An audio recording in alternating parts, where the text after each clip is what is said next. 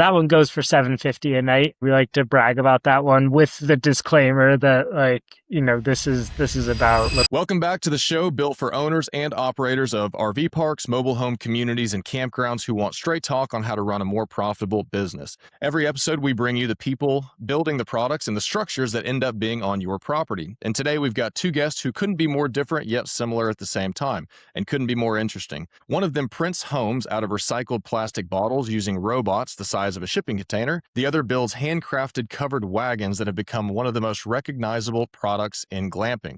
We'll get into their backgrounds briefly, but most of this conversation is about what matters to you as an owner, what these things actually cost, what they rent for, who's really buying them, and whether either one belongs on your property. This episode is brought to you by the North Star Owners Collective, an online community for owners of RV parks, mobile home parks, campgrounds, marinas, tiny home communities, boat and RV storage, and other outdoor hospitality and recreation properties. One goal: give owners across the country a place to talk shop so they can run a more profitable business today and build a more valuable one tomorrow. So let's get into it. Our first guest spent years on the public sector side of housing before crossing over to the private side. Jack Tiebout is the principal of growth and partnerships at Azure Printed Homes, a company that builds houses using massive robotic printers and recycled plastic. Before that, he was a senior program manager at the Colorado Office of Economic Development and International Trade, where he ran the state's innovative housing incentive program. Under his leadership, that program helped drive a 600% increase in the modular housing production across Colorado in just 4 years. Jack, welcome to the show. Thanks, Landon. Our second guest built an entire product category out of a hunch. Jason Olson is the founder of Conestoga Wagon Company, the original manufacturer of glamping wagons for the outdoor hospitality industry. He built his first wagon back in 2015 to solve a problem on his own property. And since then, his company has delivered more than 700 custom wagons and 240 shower houses to properties in 36 states. Jason, thanks for joining us. Thank you. It's good to be here. Thanks. All right, so Jack, let's get started with you. So how did you end up in 3D printed housing? What's the path that got you here? Yeah. So I'm an urban planner who kind of found his way into housing. I was working at the Colorado Office of Economic Development and International Trade, managing their Opportunity Zone program. And through that, I kind of became the in-house expert in housing at the Economic Development Office. And in the kind of height of the affordable housing crisis, in the midst of the pandemic, the Colorado state government decided to kind of take a risk and try to stimulate the manufactured housing industry in Colorado. And the governor wanted to take as broad of an approach as possible. So everything from kind of more conventional, like box modular, all the way up to panelized and the various forms of 3D printing. So I got introduced to the CEO of Azure Printed Homes, my new boss, Gene Eidelman, my first day on managing this new program at the state of Colorado. And stayed in touch with him over the years, managed to recruit Azure to come out to Colorado to set up their second factory. And I have since then obviously joined Azure and happy to be on the private sector side of things, and still continuing to forge partnerships on the housing side with the affordable housing agencies. But it's also been a really fun introduction into the outdoor recreation, outdoor hospitality industry, which I never thought I'd find myself doing. I didn't think this is where I would be a couple of years ago, and then I tripped and stumbled and fell my way into it. So I know how that goes. So Jack, you spent years running the state's innovative housing incentive program. Before this, what made you leave that seat to join a company that you'd been, if I'm not mistaken, funding from the outside, right? Yeah. Yes. I was part of a large group that decided to, how to spend this $40 million bucket that the state had in helping create new offsite housing factories across Colorado. And what I really loved about Azure is just that they had this approach of, because they use the robotic 3D printers and other technology to prefabricate housing, instead of needing a 125,000 square foot factory to pull it off, they're able to do that in a quarter of the space and about a quarter of the capex. And I just love that about it, that it was not as capital intensive, and that they could kind of quickly spring up new factories and continue to grow across the country. And so that's kind of how I've been in my role. I've been both building out the pipeline in Colorado, but also I'm starting to think about where our third and fourth factory will be. Obviously, I'm working on both affordable housing. I'm working on transitional housing for people experiencing homelessness. I'm also going to glamping conferences and doing this podcast, and I love the diversity of the product types and the fact that I can, in the same day, be engaging with local government and private investors and large multifamily developers and individual homeowners who all want to use our building platform. I remember, I mean, it's probably been 5 or so years, but I remember here in Austin seeing articles, or at least one article written about 3D printed homes somewhere south of Austin. And I have no idea what company that was. It might have even been yours, but I remember being very interested in it. So I'm really interested to dig into this deeper with you. But let's not forget we've got Jason here with us as well. So Jason, take us back to 2015. What problem were you actually trying to solve when you built your first wagon? My partners were building the campground, so it wasn't me. It was starting the first campground. They just wanted unique, and they were on the cutting edge of glamping and trying to find something unique. Glamping was fairly new to the United States in 2015, I guess. They were building for their own campground a unique accommodation, trying to draw people to their park. That's when I lost my employment. I was in sales in the oil field, and I drove home a long ways with no job. My partners, actually my college roommates, passed them on the way, started talking to them, started taking over this, I guess, with them. And that's, so it was an idea for a campground, an idea for a business. And we took the first basic wagon, and I think we talked before, from that wagon to 700 wagons later, totally different wagon. So the evolution of the product to the needs of the client. It'd be nice if I could 3D print a wagon. That'd be kind of cool.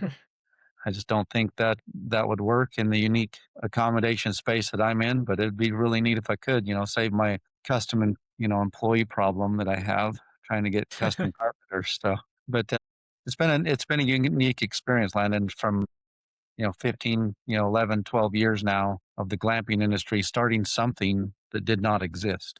A product that really wasn't out there. My first wagons, actually Texas was a main player in that. And so figuring out what works, not trying to force down my ideas, but trying to also listen to park owners. And that's where I think how our product has really grown is, we talk about the number of wagons we sold, but, in small detail, you have 700 mistakes that you've made along the way and minor little things to come to a product that's more dialed in. If I didn't listen to park owners, I wouldn't have a business. And so I think that's real key in to highlight in any business, especially ours, is RV parks, campgrounds, and owners. If anything, if we're not listening to the people using our product, then we're going to be a short-term business, and that's not my interest. Well, I one thing I didn't know about you was that you had an oil and gas background. I grew up in Midland, Texas, Oh yeah. so I mean that's the mecca for that industry. So I've seen as I grew up the booms and the busts of that cycle. So I know exactly what you're talking about. And as an entrepreneur starting and running a business in really any market, but especially a cyclical market, and especially something that's brand new, I can't imagine the journey. And I'm excited to dig into that with you. And Jason, I would have to guess, maybe I'm wrong, that some of the people around you probably thought that this idea was a little bit crazy and certainly crazy to sink money into at an early stage. Is that a fair assessment? And if so, how long did it feel that way? And when did you realize that that wasn't the case anymore? That is absolutely 100% true. So people thought we were nuts. I went from, you're in the oil and gas industry. I was good at my job, oil and, field salesman there, moving downhole rental product. Had a lot of contacts, a lot of big companies, offer me jobs and positions. When I started this with my partners, I actually tried to get rid of all those contacts so I wouldn't be tempted because I wanted to push forward and make this succeed. But there was a lot of people, even in our own town. We started a little shop. We'd go to a church. People would come to you in church and say, "Are you actually going to sell those wagons that you have sitting out there? Or who in their right mind would ever want to sleep in a wagon?" And I guess the mindset is to look at the business owner side of it. You're trying to get a unique accommodation, just like a 3D printed house, a unique accommodation, unique experience, something that's different is why they want to stay in it. And you're right. It's been a battle, being an entrepreneur and a business owner and starting something. There's always somebody questioning what you're doing, always somebody telling you that you're an idiot for the way you're doing it. And there's always something trying to copy what you do too. So it's a navigation just like any business owner, any park owner that they have, people do the exact same things to them. It's the exact same model in a lot of ways. Tell them they're crazy for starting a park down here, in the foothills of Texas or down in this hot portion of Louisiana or wherever it is up in Idaho or Wyoming in the cold, or they're crazy for starting this model. They're crazy for doing something. But you have to push forward and try to listen to people, but keep going and make decisions and corrections along the way. Yeah, if you've got a good business, somebody's going to try to copy it, right? I know in my world, when I got into this market in 2022, I've been a broker for 10 years and I've been in the real estate game my entire life, but we didn't really start diving into the outdoor hospitality slash affordable housing camp until 2022. And at the time, when I do my market analysis, I want to see who the competitors are. And there was probably maybe 10, specific players nationally who were doing this. And then fast forward a couple years, there's 10 just in Texas. And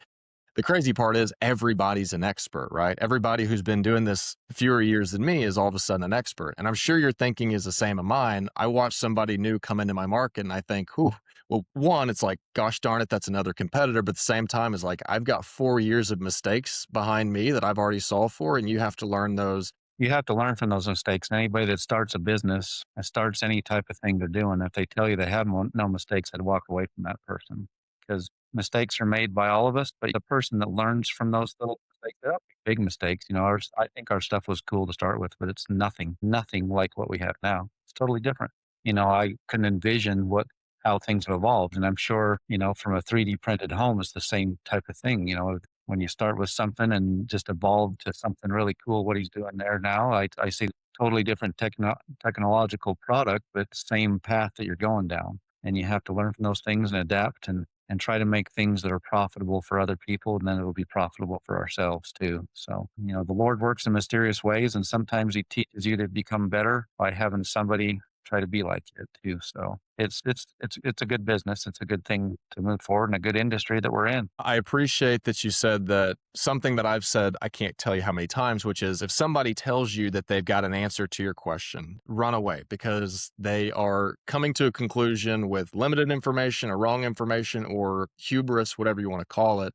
The most common questions that I get from primarily owners in the marketplace are, what are the market cap rates? What are the market selling price per units, price per pads, price per slips? As I get a little bit more long in the tooth in this industry, my answer is almost always, I have no idea. It totally depends on 50 different factors, which I can't even begin to talk with you about until I've walked your property with you, gone through your financials with you, looked through your operations with you. Because in this world, right, it's an operating business that just happens to sit on dirt. And there's so many different facets, so many different markets, so many different operational strategies that people can use. You could have two identical properties in the same market. One can be crushing it and one can be really sucking wind. And you as the operator have to figure out why and improve your own business. So Jack, let's go to you for a second. So this is a relatively new concept, 3D printed homes. For listeners who've never heard of this or are less familiar, walk us through how a 3D home actually gets built and why recycled plastic instead of standard building materials like lumber or concrete. Yeah, sure. So yeah, we're, I believe, unique in that we're the only manufacturer that 3D prints houses in a factory and then ships them out from the factory. And yes, we use recycled plastic mixed with fiberglass and a few other additives. Basically, the way it works is we have a robotic extruder, basically a long arm that kind of prints out like a donut shaped shell of a house, and then that is then tipped up and then into a 9 by 20 that includes the interior and exterior walls with about 6 inches in between for insulation and MEP, and then that is tipped up and fabricated with the kind of typical light gauge steel for the studs, and then we build out the flooring, cabinetry, bathroom fixtures, kitchen, etc., all in the factory and ship out from there. What's the real advantage of building this way versus how homes are traditionally built? Is it cost? Is it speed? Is it durability? Yeah, all the above. It is cheaper. It's faster is the big one. We're able to do it on a more predictable schedule in a smaller space in a contained environment is really important. We're not thrown off by Colorado's or LA's evolving climates and the crazy weather, especially we get in Colorado, is not throw us off. So yeah, it's really all those factors together. But I would say that the biggest ones are speed and cost. So we deliver our units about 30% cheaper and 70% faster than conventional site built. Fantastic. And you're not just with these types of properties, we're going to talk about this in a minute, but you're not just dealing with temperature and weather climates, there's also political climates. Jason, similar question. Is there a similar materials or durability story behind how you build a wagon, or is your process completely different? I think it's a lot of similarities, learning the right materials too. I've highlighted this, the evolution of our wagon from the first type of canvas to what I have now is different. You learn what'll hold up to driving rains and 100-mile-an-hour winds in Texas, or the humidity and molds that you get down at Florida or South Carolina. So, and then even how you put that materials together is those are the things I've touched on. That comes from just only experience, how you learn to do it. You have ideas in your mind what materials will work, but when you have live applications of those, you learn that you didn't know nothing to before. You have to adjust on those type of things and adjust with different areas and come with a product that doesn't just work in the Rocky Mountains or doesn't just work in Texas, but it works all over the United States. The type of lumber you use, the type of canvas was a big growing one, and how you put the canvas on, or how you insulate it, or again, a mold is going to stink, how you put a bathroom in a wagon. Those are really, really key things, and materials, how easy is it to clean up during that process too, and inside the bathroom. So do you want to add more work to yourself as a park owner, or do you want things that are less work? Those are the questions that everybody's been asking. Even our shower houses have evolved from that to materials where it was pine that we thought was really neat before, the nickel board, and put it in Florida, and you do a good job putting it together, but that humidity is going to make it swell and it's going to buckle on the wall, or it's going to absorb mold on there. So you move to materials that aren't susceptible to the heat and shrink, and the cold can be easy to be wiped down. And it's the materials really play a key role into what you're doing. And if you're not paying attention to it again, then the end user pays for that. So you have to really apply yourself just like you would in that 3D printed home, one type of materials you use to make it work. I remember I haven't missed an opportunity to go visit one of your wagons at any of the trade shows that I've been to. And I remember at the Texas Campground Owners Association walking in there, and I was looking around and I was just thinking, how does this work? And I remember asking somebody, I don't remember who it was on your team, how do these things withstand high winds? Because in Texas, we have high winds. And almost immediately, someone responded back and said, well, we got it here on a flatbed truck all the way from Idaho, and that was 70 to 80-mile-an-hour winds most of the way. So it's pretty durable. And I was like, oh, yeah, I guess that makes a lot of sense, doesn't it? So that's, even in evolution of, again, the business of learning how to transport them and how to do it. Our wagons come out of our shop fully assembled with the canvas on them. They're 12 feet, 8 inches tall before you put them on a truck. So we ship them on a low boy, and they go down the freeway of almost 14 feet tall, going 80 miles an hour. Is it going to be a problem for me? Is it going to hold up to the situation and the climates that I have? Those are all things that you have to handle and answer. But also in that process of making it durable, you have to make it feel right too. We're building a unique accommodation to where it needs to feel, and quality does have a feel. Material has a feel to it in your senses. Also the smell of it, and how it looks. What's the experience when you're first walking into our wagon land? And I bet you when you walked in, the first experience is honestly on our wagons now, you're blown away. I mean, they look nice, they're huge, but you walk in there, the quality is there, the smell is right, the feel of that, way it's put together, the layout, and that's what you want. Is you got to try to dial those few things in. It has to work, but also, function as well. Yes, it does. I remember being inside one of your wagons, and when you walk inside, I had this picture in my mind that when I walk in, I was going to feel cramped, and kind of like me walking through an RV that's not like a big RV. And I walked in, so I'm 6'4". I'm not a small guy. And I remember walking in, I had plenty of headroom, and there was plenty of room in these wagons. I think that the model that I was in had a set of bunk beds and maybe a queen size bed with King plenty bed. of room for a table. You had like a microwave, kind of like a mini kitchen area, and then the bathroom in the back. And there's plenty of room for me and my crew to walk in and walk around, no issues. Yeah.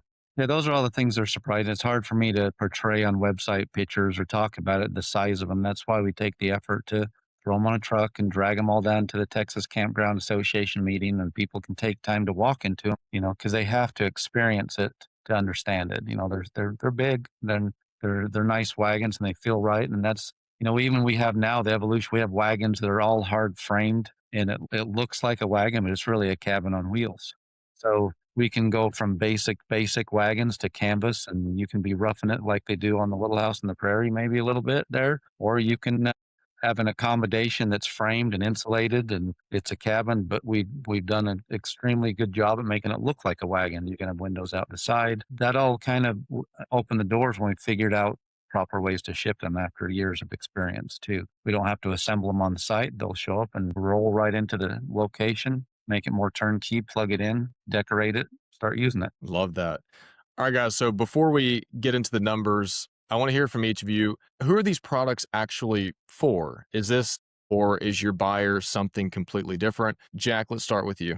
Yeah, we work with outdoor hospitality and glamping operators across the country, and I'd say, you know, obviously given the technology, we kind of lean towards the more like tech savvy, future thinking, somewhat younger operators. Someone who's really thinking about the storytelling and the uniqueness component. They don't want to look like every other glamping site out there, and we can do that. At the same time, we have a ton of different finishes and can kind of make it so that even if you already have a dozen or so units on site, our 3D printed one doesn't look like an alien among more conventional structures. So we kind of try to bridge that gap. It's definitely a selling point to put it on Airbnb or Verbo and say that you can sleep in a 3D printed structure, but also, you know, people I think fear having too much novelty and in this once you walk into it, in a lot of ways it doesn't feel much different than just like a nice modern accommodation. Jason, same question. Who's a prototypical buyer for a Conestoga wagon? Our target market really RV parks, campgrounds, glamping resorts. Those are rental accommodations because they're money makers. They're a unique rental accommodation and draw people to them. Airbnb, VRBO. But I do build a lot of them as guest homes, outside properties. You know, there's been multiple different things we've used with the wagons from spas. We have a bar wagon for events, weddings. We have wagons that have poker rooms in them, offices, a lot of different things. But also as a company, we've evolved too.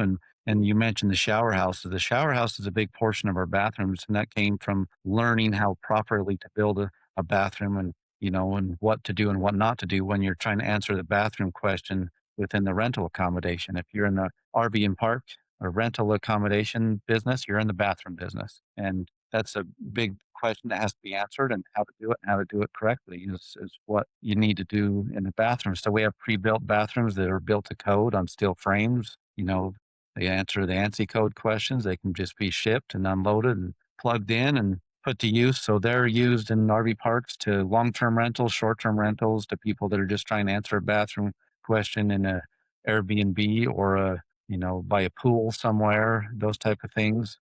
This is shower houses. We have tent kits. We have wagons that are canvas top, and we have wagons that are metal top wagons with no canvas on them at all. And so basically, trying to open yourself up to a wider market of people. And obviously, the main goal is to get the return on investment. I don't want to be just a neat, that's a cool, or wow, look what you did type of company. I want to be somebody that provides a product for somebody when they buy it, that they have an ROI on it, that they're going to come back to me next year and order more in another phase, or they're going to recommend me in another park or do things elsewhere. You're trying to answer questions for multiple aspects of glamping and rentals. So I know you both have different models, different versions, square footage, generations of the products that you offer.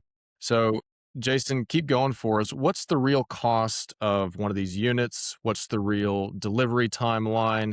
How long does it take somebody from becoming a paying guest to actually having the potential to book their first stay in a wagon? It also depends on the time of year in our build list. In the winter and spring, obviously with RV parks, campgrounds, glamping, that's the busy season for us because everybody wants them typically in the spring to get going for their rental, summer season. And it depends on how far out we can build, depending on the wagon, between 8 wagons a month on the smaller ones, or the bigger ones with bathrooms in, paying on 4 to 5 wagons a month in our shop. I might have 2 different locations, here in Bloomington, Idaho, or in Middlebury, Indiana. that we have where we can build stuff and kind of help out the East Coast. So shipping is not as much to shipping and handling logistics when people get their stuff as, we take care of arranging all of it. Our product shows up turnkey for the most part. If they order mattresses in them, all they have to do is decorate them when they get there, hook them up like they would an RV, plug them in, hook up your water, power, sewer, and start using them. Same with our shower houses, turnkey. And also in our tent kits that we have, and we have new tent kits we're going to release at Glamping Summit that come out with a complete deck, tent, a whole system there that's a little more less expensive than some of the wagons. Our wagons will range in price from 50,000 for wagons that are king bed, bunk bed, table, air conditioning, no bathroom, up to the next wagon, 75,000. And that's a wagon with a wooden shower pod placed in it. Again, proprietary stuff to build it so the moisture, smells, and everything do not go into the canvas. So you have a long-term product. And now to our new hardtop wagon, we have it's 95,000. Has windows in the side. It's hard framed. It can be a year-round rental because it's framed and insulated. It just looks like a wagon. Like our metal top wagons that are over 100,000, they get very custom metal roofs. They're more unique to the West out here. They were called sheep camps. We call them a ranch wagon because I'm a rancher. And we don't want to be sheep camps. We're a ranch wagon where it's a metal roofed wagon that can handle. For example, it's going to Montana. She didn't want to. She's in bear country, and she was just scared of bears. And even though our hardtop wagons, they're completely framed in, this no way it's a cabin. Looks like a wagon. So all metal roofed. Very custom though. Pricing is always custom, depending on what people want. Jack, so same question for you. What's the cost of the units, and then what's the delivery time from order to on the ground fully functional? Yeah. So we do 3 different park model sizes at 3 different price points. So we have a 180 square foot, 270, and 360. The 180 is 69,000. The 270 is 85,000, and the 360 square foot unit is 115,000. And again, those are also turnkey, everything built in and installed and just ready to hook up to electrical and plumbing. The process is pretty quick. So we print the modules in a day. So that's the easy part. And then it takes about another month to fabricate in the factory and do the insulation, plumbing, etc. And then it's just however long it takes to drive it across the country, and then about another day to hook it up once it's on site. So pretty quick. Maybe about 6 weeks for an individual unit if we have the capacity to start building it right away, which we usually do. So our audience here is business owners, and most of them share the mindset that if it doesn't make dollars, it doesn't make sense. So I'm sure when you guys are selling these to business owners, people want to know how much they rent for, what the occupancy of one of these units might look like as compared to maybe a traditional park model home or another type of glamping option. So Jack, stick with you for a second. Sure. Do you have any sort of sense of what these usually rent for and what type of occupancy an owner can expect to see out of one of these units? Which is a unit that we installed out in Big Sur, California, at a glamping ranch. That one was featured in Dwell magazine and is just stunning and has all the luxe upgrades and all that.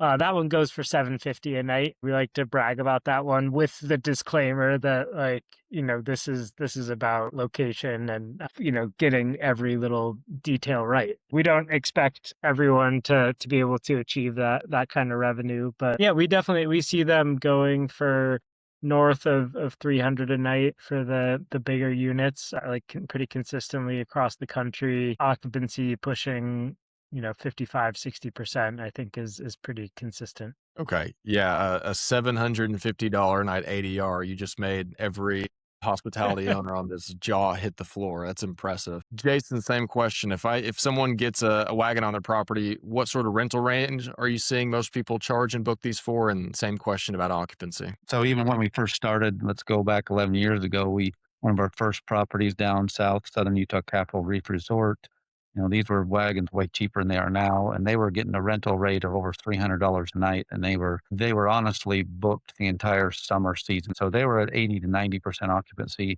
and they paid off 9 wagons their first summer. They ordered 9 more from me, and they have 18 of them. Their neighbor got some, did the same thing. And so that started really boosting our business because the return on investment was just great. They were comfortable, but as it's evolved now to glamping, most people want a bathroom in their accommodation. There's probably about 35, 40% of the population that will not stay in anything without a bathroom. And so we really thought about it and, made sure we're doing something that's not unintended consequences by putting a bathroom in a canvas unit where it's going to smell bad or stink or cause more problems. But now I can use the examples of a property that's not too far from us here in Idaho. It's called Moose Creek Ranch. This summer, I was just texting them. They have 5 wagons with the bathrooms in them. They're at 85, 90% occupancy this summer at just under $600 a night on their rental. Now, there's other ones I understand as location helps a big thing. There's not going to all be the same, depends on where you're at. But I do have wagons in Oklahoma City limits. Without bathrooms, they're getting $250 a night and they're staying throughout their season, 40, 50% occupancy through the year. I have wagons with bathrooms in them. They're getting $300 a night in other locations. But for a $75,000 to a $90,000 unit, if you're getting, $300, $400 a night and you're, plus of 45 to 50% occupancy for a year, that's a very good ROI, return on investment. But most of our properties really do extremely well. There are outliers that just kill it with it and rent them out. And I have some properties that, struggle with it. It all becomes on the marketing, eyes on the property, different things. But once people figure out if you have a quality product and you get eyes on it and people stay in it, that's when it really starts to work. Just getting that opportunity to get them out there and marketing. There's a lot of new owners and investors in this space over the last couple of years. COVID really just, poured gasoline on the fire that is this industry. And a lot of people are quickly realizing that just as important as it is to have a good location and a good product, you actually have to be a good business owner as well. I mean, you could have a very good property and a very good location, but if you don't know how to market, run ads, book guests, invest in your client experience, then it doesn't matter if people don't want to stay there. You can't roll it out into the field and throw a sleeping bag in it and have it dirty and dusty and say, here's a wagon, it's cool, stay in it, give me $200 a night.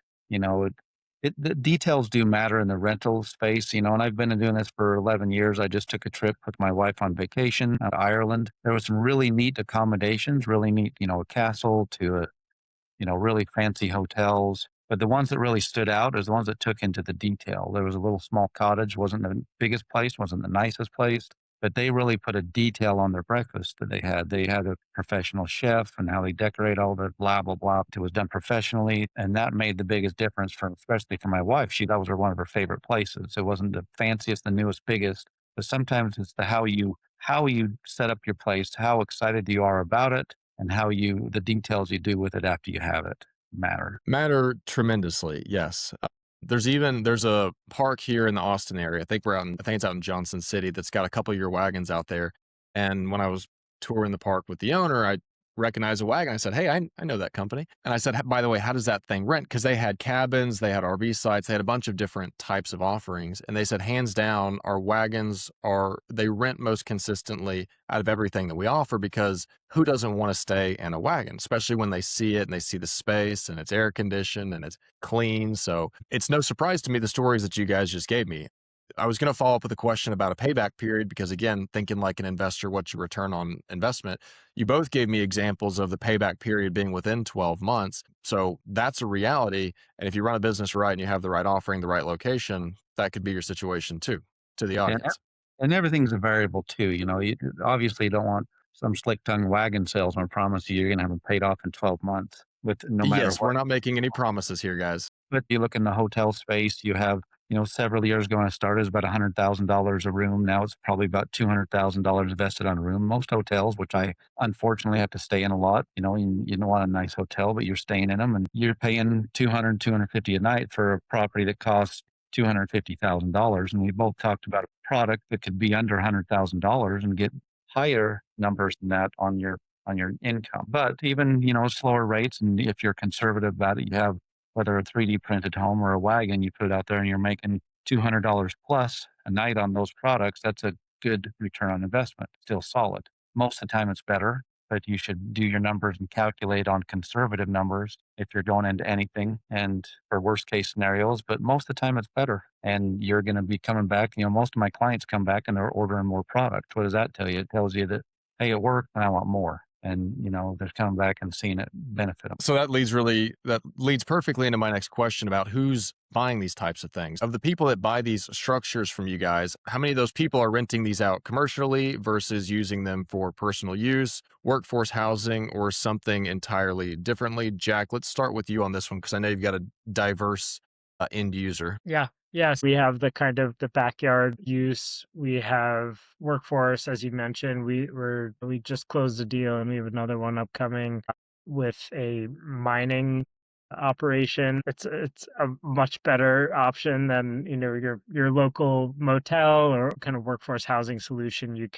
A temporary solution you can stand up. So that is a growing kind of like sub vertical within the park models. And then yeah, mostly within the outdoor hospitality space, it's the operators themselves. I'll add another classification within that. We have just started marketing and partnering with a tax strategy group that takes advantage of the accelerated depreciation from the big beautiful bill. So we're able to offer basically taxpayers who want to offset their gains, purchase our product at 20% down. They place it on an operating property where they're able to really conservatively project out what kind of revenue they'll get from it, and we do a 50-50 rev share between the investor who owns the unit and the operator who places it. And that is really exciting, and we're finishing up our first one of those deals and kind of establishing the template to do dozens more of this. Very interesting. Okay, I want to pull Yeah. on that thread here in just a second, but Yeah, sure. Jason, same question. Who's your end buyer and what are they using this for? You gave me a couple examples earlier, but let's hear some more. The majority of the buyers for the wagons out there, those who are buying a unique rental accommodation, they're offering experience, stay in something unique and get a return on investment is the outdoor hospitality market, glamping, RV parks and campgrounds. I've been on RFD TV and the Cowboy Channel and those type of things and talk to them because they're ranchers who have property that will, capitalize on just people coming to their ranch and staying in farm stays, ranch stays, staying overnight. And then there's the clientele that just want them for a guest house at their property. I'm building, one right now in my yard that goes to Breckenridge, Colorado. I have several even in that area, high snow loads area, that because the wagons are so durable, but they're also don't take away from the aesthetics of a high end, guest ranch or a high end, resort type home that people have up there. And then on the shower house sides, that's answering questions from the long term, RV park rentals that need an extra bathroom to RV parks that just need extra space. We have laundry rooms. We can, our stuff just comes in, places down. He touched on tax reasons, benefits. Our stuff is all considered equipment because we have a VIN number on it and it has the ANSI code sticker on it. It's not a building permitted unit where you're searching for building permits. Even our shower houses and our wagons, you can roll them in or set them down, plug them in. And since it's equipment, it's a tax write off. It's not a property improvement, it's a tax benefit. And then in the future, too, you look long term, parks don't stay the same. You want to redesign them or natural disasters happen. You want to redesign your park. You want to do things the benefit of everything I have. You can pick up our shower houses and move them. You can roll our wagons away and put them somewhere else and redesign your park to the evolving markets that you have. It's a great advantage. Instead of designing a park around a structure or a building or a bathroom that's already there, you can move, clean slate, redesign it and refresh it and redo things and push them in, and or you can move them to a different property that you have. So that's a lot of advantage we have is we can ship them from our factory fully assembled and ready to go, and then you can move them as needed. I have wagons that have sold from other parks that for one reason or other didn't want to rent them anymore, want to change their business model, and they've left from North Carolina and now they're sitting in Amarillo, Texas and generating great income there too. So kind of shows to the strength of the product as well. I can ship them across the country and then I can sell them and ship them across the country and keep renting them. I'm glad you started to talk about the regulation around these and the classification of these. I really want to dig into this because we run into this quite a bit in Texas because there's a massive increase in demand from park owners to find alternative housing options to establish on their park, whether they're park model homes, tiny homes, whatever the case may be. And in many cases, in multiple cases in different counties and different municipalities, we've run into zoning issues. We've run into, what classifies as a tiny home issue. Like in one case right now, we're working to change the zoning on the property. We're working with the city to change the zoning so that the owner can bring in like 100 some odd tiny home houses. And I know that when we're in those conversations with the city and we're trying to explain to them the difference between a park model and tiny home and then a freestanding built on site building, they all just kind of sit there and scratch their head. It's foreign to most of these people, and I can only imagine the conversations that these cities and zoning committees must have around a wagon. So have you run into any issues with the cities, with regulations, with zonings? And if so, how have you found best to navigate that? Yeah, it's the one of the bigger challenges right now, honestly, in the industry. The RV parks and campgrounds rental is the government regulations, county, city, whatever regulations. Regulations are a beast of their own that just want to grow and grow and grow because people want to defend their own job and enforce more regulations. And so, business owners, that's one of their biggest hurdles, and me included, is to how do you handle the regulations of bureaucrats and governments or cities or zoning? And you try the best you can. You can't outfox them all the time, but you try to do the best you can and show evidence and show proof too. I'm cowboy, I have a ranch, and I'm, a little bit of the cowboy John Wayne way, get out of my way and leave me alone. I'll admit that. But also know that you have to find ways to be in compliance, to recognize what are the rules and regulations. I'm going to build my stuff like a shower house with a steel frame that has a VIN number that has the park model code on it that doesn't look like a trailer, but now I'm classifying it as a trailer because it is letter of the law that way. And you're trying to help business owners avoid extra costs and fees and time to do that. Does it always work? No. Then you have to go down the routes of permits and engineered stamp plans, which we still can do. But the main goal that you should do in all the regulations is trying to get past something and find the path of least resistance so you can start making money.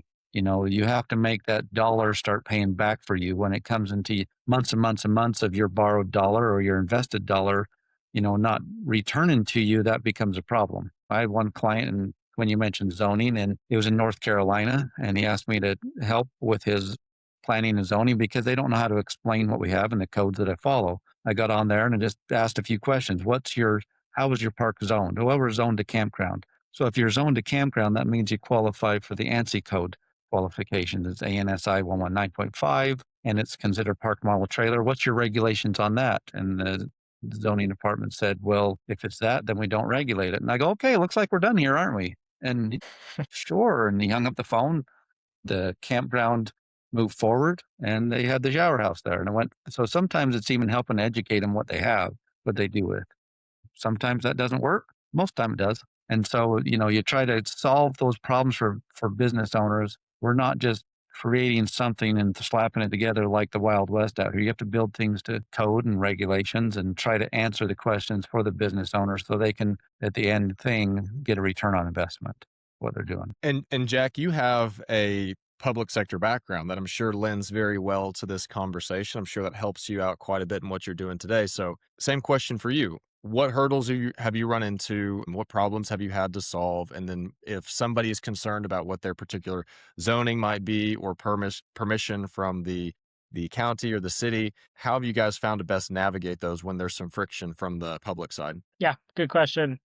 Yeah, definitely me having the public sector background helps generate a bit of empathy when I'm in those conversations with the local administrators who, often, especially in areas where these campgrounds are, they're stretched thin. They're not trying to make anyone's life hard, but they've got rules to enforce. And I would say generally when a campground operator reaches out to us, they've already figured out that an ANSI certified park model will work on their property. So that typically hasn't been much of a hurdle. It's more so when folks want to use our park models for some other form of accommodation that's more permanent, shorter term rentals. So the workforce housing application, people, if they want to have them basically as like ADUs in their backyard, that can be a bit more challenging. And yeah, luckily, again, I'm an urban planner. I've worked in state government, and I know how to navigate these things pretty quickly online, and I'm able to kind of help steer folks through that. Amazing. Guys, I've just got one more question for each of you. Pretty easy one. Jack, let's start with you on this one. What's the future of Azure Homes? Where do you guys want to go? What's the mission? And then, with your knowledge of the industry as it sits today, what do you think the next 5 to 10 years of the outdoor hospitality industry looks like? We're going to keep growing and keep kind of expanding our product line and adding new factories across the country so that we're able to pretty easily serve every time zone. With outdoor hospitality more broadly, I think it seems like the more you can kind of amenitize a given property and tie it in with whether it's making a wedding venue, corporate retreat, things like that, where offering an alternative to the kind of more stuffy hotel windowless boardroom. I think there's, in the post-COVID era and companies trying to navigate how to do a retreat that's, for their half remote, half in-person group. I think those applications make a lot of sense in outdoor hospitality, and same with weddings and events. People are looking for that uniqueness, that story to tell, and the visuals to accommodate it. And I think Azure will keep growing in that direction. I think the industry will as well. Jason, same question for you. What's the future of the Conestoga Wagon Company? And then what's the 5 to 10 year prediction for the outdoor hospitality industry from your point of view? You asked a question earlier when I started this business. People thought it was ridiculous and who would ever want to stay in a wagon. But, hundreds and hundreds of wagons later and across the entire United States, it's fun to prove some of those people wrong, and also we haven't just stayed the same too. So the future of our company too is me listening to people that are renting them, making accommodations that are working for others. As far as a rental accommodation, that's pretty new. And, I feel like we're just getting started with the style of wagon that's really the future of a rental is a oversized, high quality, a little more high end. I think the tent and the roughing it style of glamping is neat, but I think that it's evolving more to the high end clientele that want to have a unique, comfortable experience sleeping on a king bed, on demand water heater, air conditioning, heat, something that's going to be a longer term product for the buyer. If I'm an investor, I'm looking at a product that's going to last me a long time. It's not going to go for a while, then fade out. We have these newer hard framed wagons. On the inside, it's going to be more year round, more long term. You can freshen it up with canvas in a few years and you can have a wagon that's going to last you generations instead of an investment that's going to fizzle out. And the same with the shower houses, something that's going to last you a long time. Our team was doing a little research in glamping because that's where I'm in that business, but it looks like it's getting stronger. More people are looking for places to stay instead of driving a great big truck or pulling an RV around the country. They're looking for places they can drive in an economical car and go stay in a unique accommodation and have that. That's, I think, a little bit of the future. RVs are always going to be around. I think that's a great market, but it's going to trend just a little bit more accommodation based, kind of like what we're both doing, I think, and product that's going to be out there that just gives more options for people. All right, that's a wrap on today's conversation. Thank you both, Jack and Jason, for making the time. If you're an owner and you're listening to this and you want to be in a room where conversations like this are happening every week, come check out the North Star Owners Collective, an online community for owners of RV parks, mobile home parks, campgrounds, marinas, tiny home communities, boat and RV storage, and other outdoor hospitality and recreation properties. Again, one goal: help you run a more profitable business today that's worth more tomorrow. We'll drop the links for both companies in the show notes. Thank you for listening, and we'll see you next time.